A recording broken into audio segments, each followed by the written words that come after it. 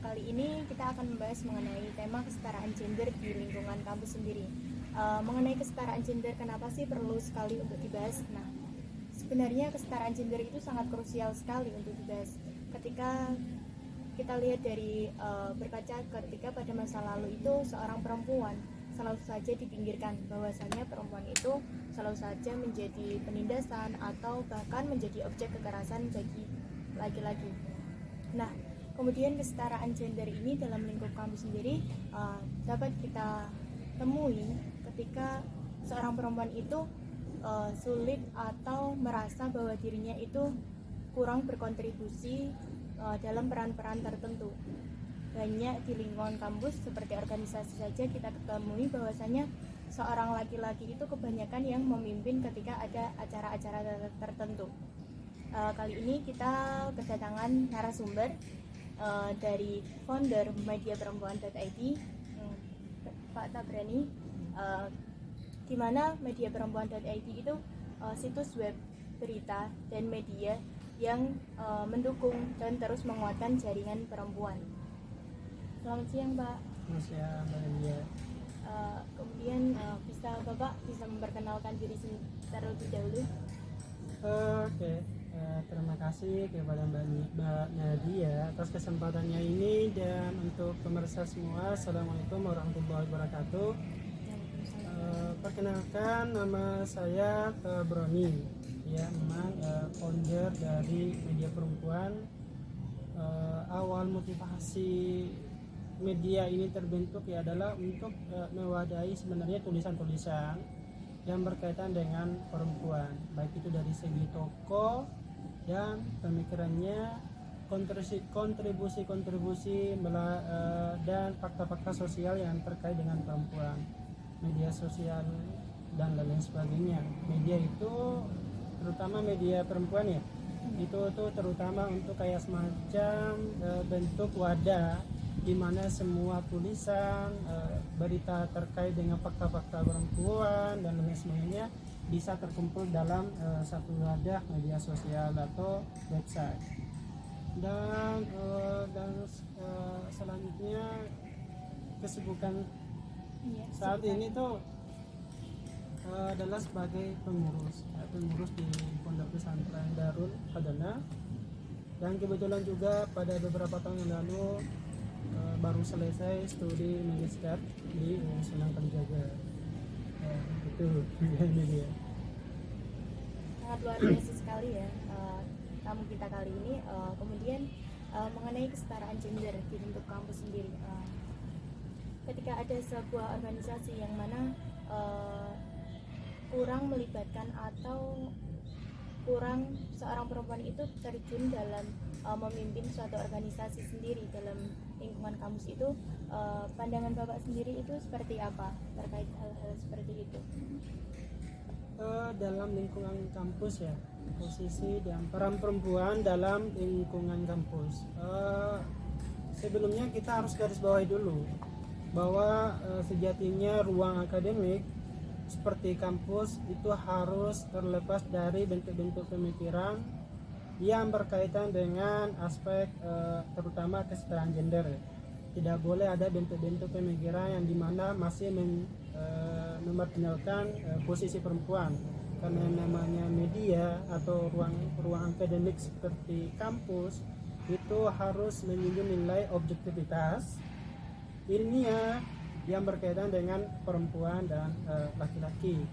Dan kalau posisi mereka perempuan di ruang lingkup kampus itu sebenarnya kita bisa lihat dari segi kualitasnya mereka, tidak menjurus atau berfokus hanya pada aspek kualitas seorang perempuan maupun kualitas seorang laki-laki. Kalau masalah mendominasi, sejauh saya sih kita tidak bisa melihat dari aspek kuantitasnya saja, karena bagaimanapun dari segi kuantitas itu hanyalah sesuatu hal yang mungkin di luar dari aspek kajian gender. Namun yang menjadi fokus terhadap kajian gender itu adalah sejauh mana potensi seorang laki-laki maupun seorang perempuan dalam menduduki posisi tertentu.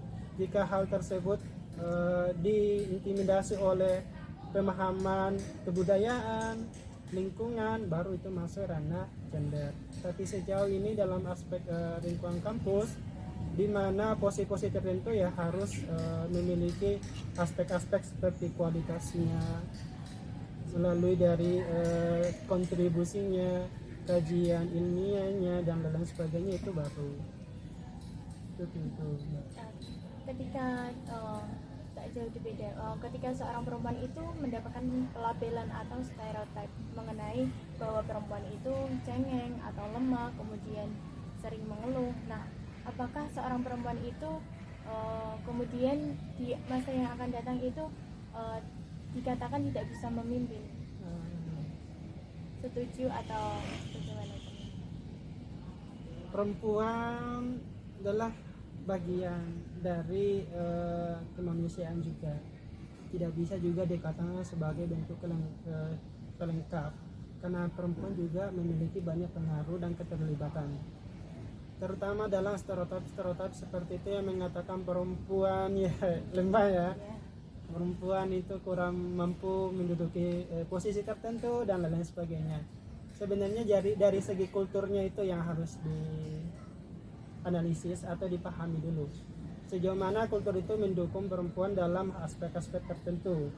Kalau misalnya dalam aspek-aspek tertentu perempuan belum memiliki ruang dalam aspek karir, jenjang karir, dalam dunia pendidikan dan lain sebagainya, ya mungkin bisa dikatakan kulturnya itu yang harus diperbaiki, bukan dari segi-segi stereotip itu akan mengikut dari kultur dan kebudayaan yang berkembang.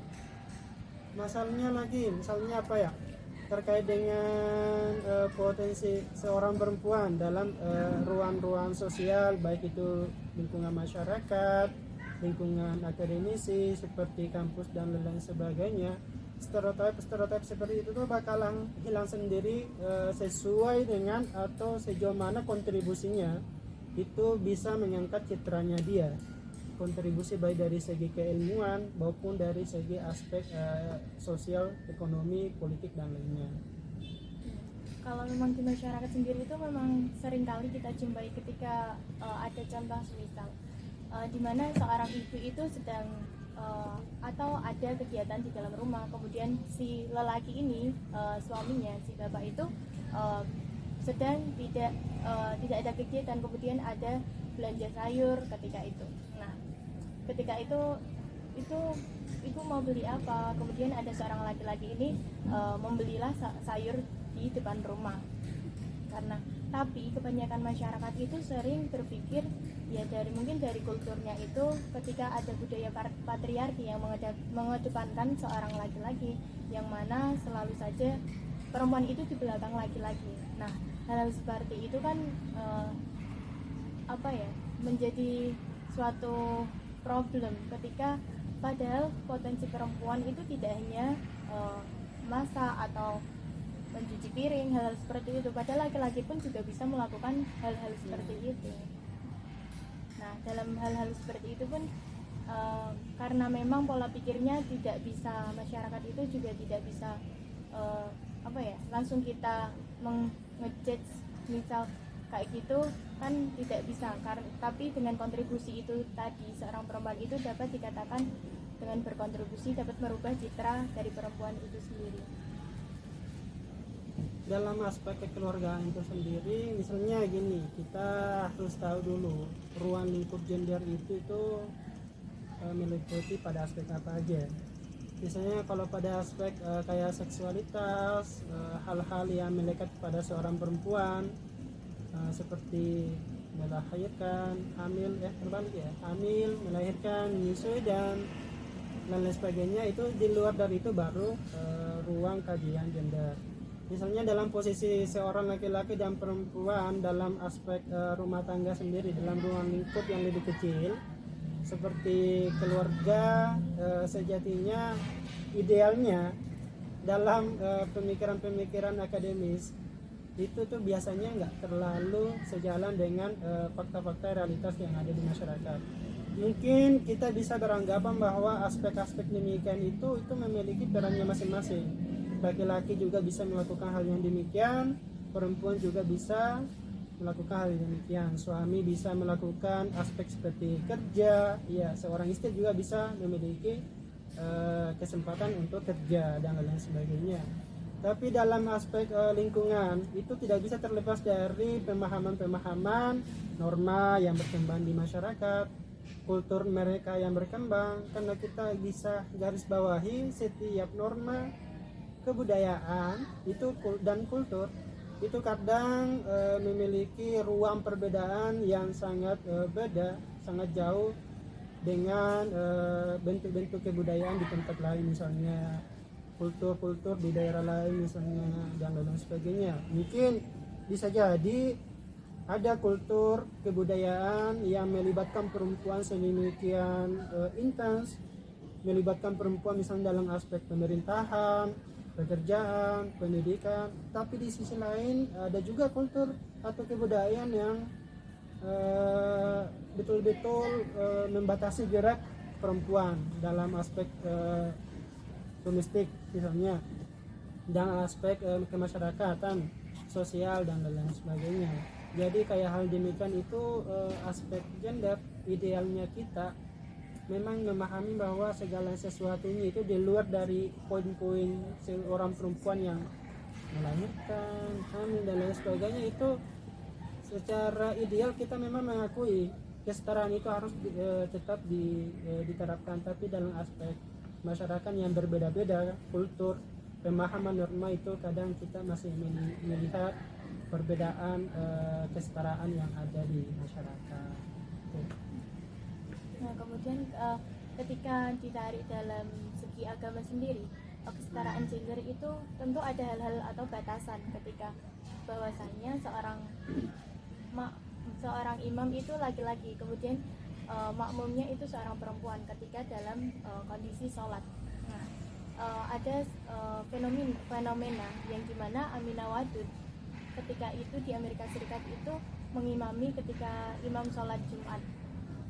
Nah, mungkin ketika itu jika ditarik di Indonesia sendiri, mungkin itu ada hal-hal yang dimana bertentangan dengan agama kita sendiri atau mazhab yang kita pahami selama ini. Nah, kalau hal-hal sampai seperti itu bagaimana?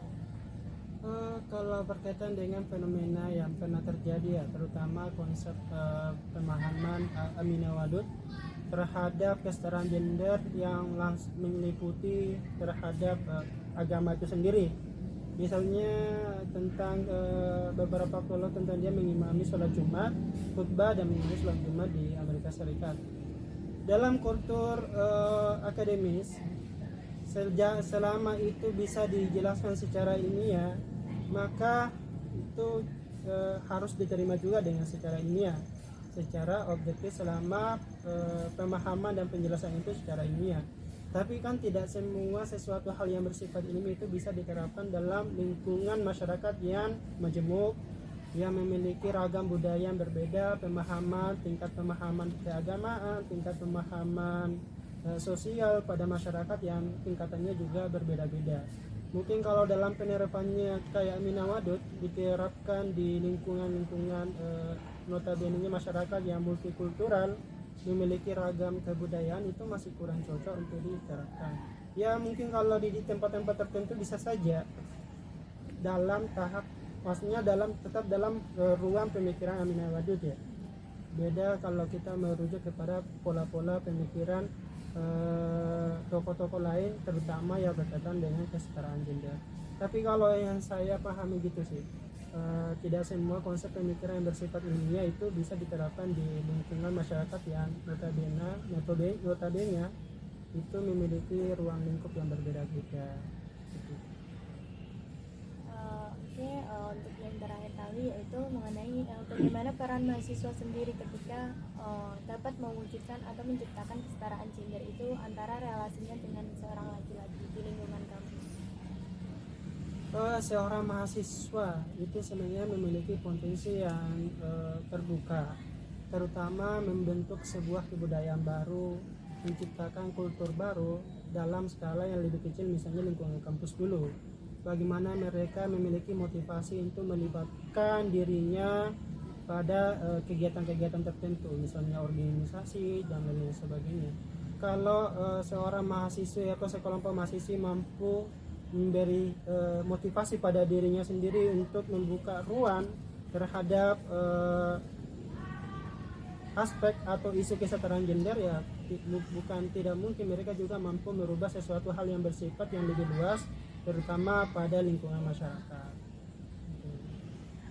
Oke, mungkin itu teman-teman, mungkin ada closing statement dari Pak Tabrani mengenai ngobrol santai kita kali ini. Ya, proses statement saya itu pada aspek laki-laki dan perempuan itu tidak diukur dari sejauh mana kalian mampu melibatkan dirimu dalam aspek sosial, tapi sejauh mana kontribusi kalian dalam aspek pemikiran dan lain sebagainya yang mampu memberikan ruang-ruang atau solusi-solusi pada persoalan-persoalan yang berkembang di masyarakat. Itu aja sih. Ya, terima kasih. Ya, Wassalamualaikum warahmatullahi wabarakatuh. Waalaikumsalam warahmatullahi wabarakatuh.